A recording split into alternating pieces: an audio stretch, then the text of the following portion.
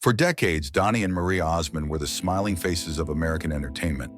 On stage, they seemed inseparable, a shining example of sibling harmony.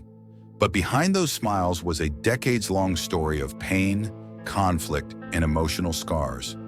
By 2019, after more than a decade of their Las Vegas residency, the siblings could no longer even stand side by side. Meet and greet events were held separately, and even promotional photos were shot individually. The world would eventually learn the truth through a lawsuit that pulled the curtain back on a fractured family partnership that had once been the envy of showbiz. Marie Osmond, born on October 13, 1959, in Ogden, Utah, was the only girl among 9 children. Growing up, she shared a special bond with her brother Donny.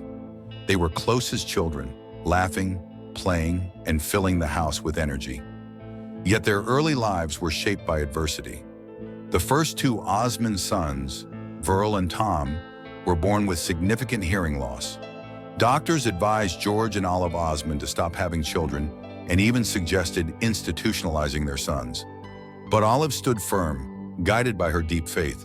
She homeschooled her boys and chose to expand the family, eventually giving birth to 7 more children, all with normal hearing. Ironically, Verl and Tom's hearing issues led the Osmond family into show business. To raise funds for hearing aids, the boys began performing in 1958. What began as a necessity quickly evolved into a career. The Osmond household was run with military-like discipline by George, a former U.S. Army member. He expected not only perfect behavior, but also flawless performances. Despite the rigorous rules, Donny remembered those early years as being filled with laughter. A chance encounter at Disneyland changed everything. The boys were spotted singing on Main Street and were invited to appear on national television. They joined the Andy Williams Show, and at just 5 years old, Donny made his debut singing, "You Are My Sunshine." This exposure led to rapid success but came at a price. School took a backseat to rehearsals and tours. Despite this, the family prospered financially. Marie made her own bold move at just 13 years old, recording a demo of Dolly Parton's Coat of Many Colors. MGM Records signed her immediately. In her first recording session in Nashville, she laid down 9 songs, impressing everyone with her focus and professionalism. Her debut single, Paper Roses, released in 1973 when she was only 14, was a massive hit. It topped the US country chart, reached number 5 on the pop chart, and climbed to number 2 in the UK. Her album of the same name also hit number 1, firmly establishing her as a rising star. Donny's moment came when he recorded One Bad Apple at the age of 12. That session marked a turning point. He stopped mimicking and began feeling the music. This shift transformed him from a talented child into a serious artist. And then came Osmond Mania. By the early 1970s, Donny had become a teen idol, particularly in the UK. Fans screamed, chased his car, and packed venues to the point where the music was drowned out. It reached a point where he once had to hide under a restaurant table to escape a crowd of fans. The Osmonds had 13 songs charting in the UK in 1973 alone. Teen magazines couldn't get enough of Donny, but for every fan, there was a critic waiting to pounce. At just 15, Donny suffered a cruel blow when Rolling Stone magazine called the day he was born the worst day in rock. The review devastated him. He would later call it one of the worst kinds of bullying. In the 1980s, his name became a punchline.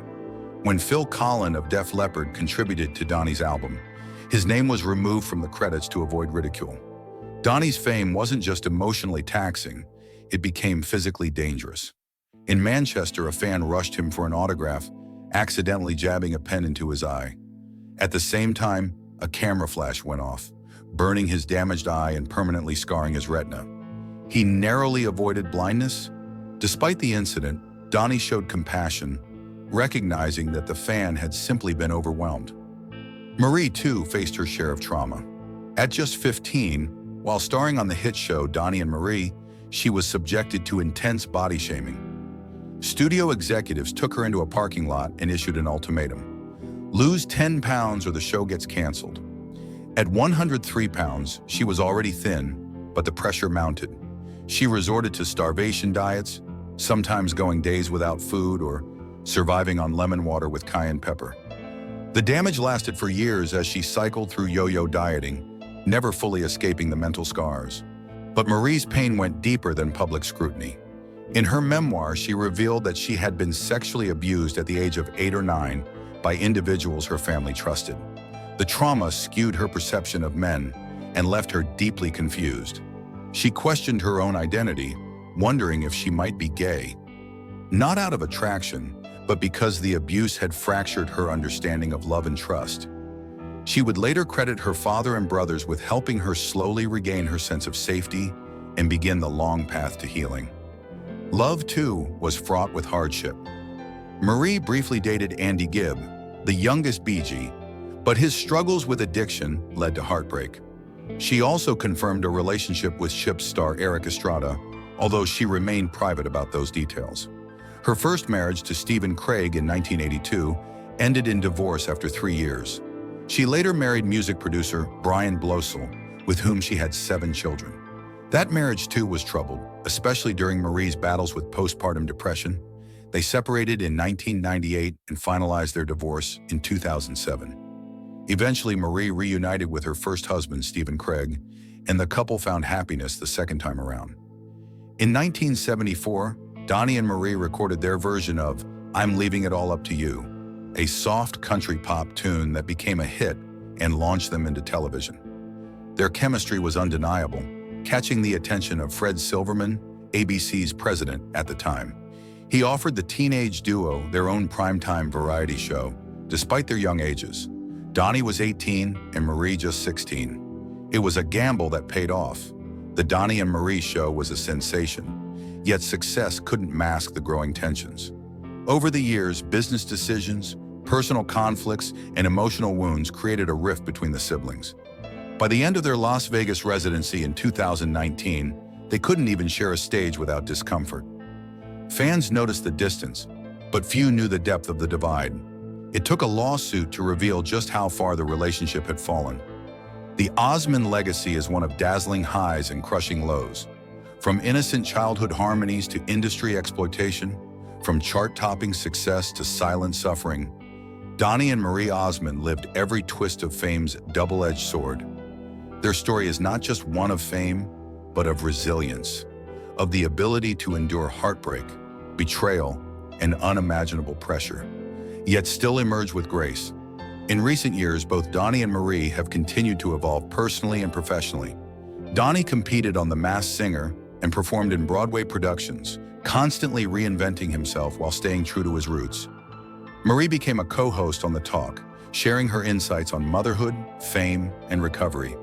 Both have written books, sharing deeply personal stories of grief, loss, faith, and healing. Marie has been particularly vocal about mental health, opening up about her struggles to help remove the stigma around depression.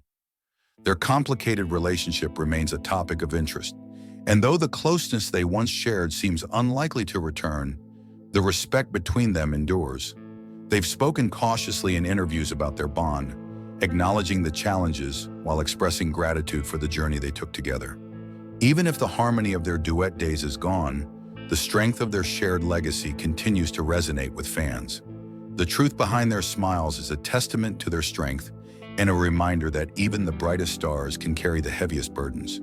Theirs is a story not just of fame, but of survival in an unforgiving industry. In the end, Donny and Marie Osmond remain iconic, not because they were perfect, but because they endured, and because, through it all, they never stopped singing. Like, share, and subscribe for more stories of resilience, fame, and the untold truths behind the stars. Stay tuned for more. Thanks for watching.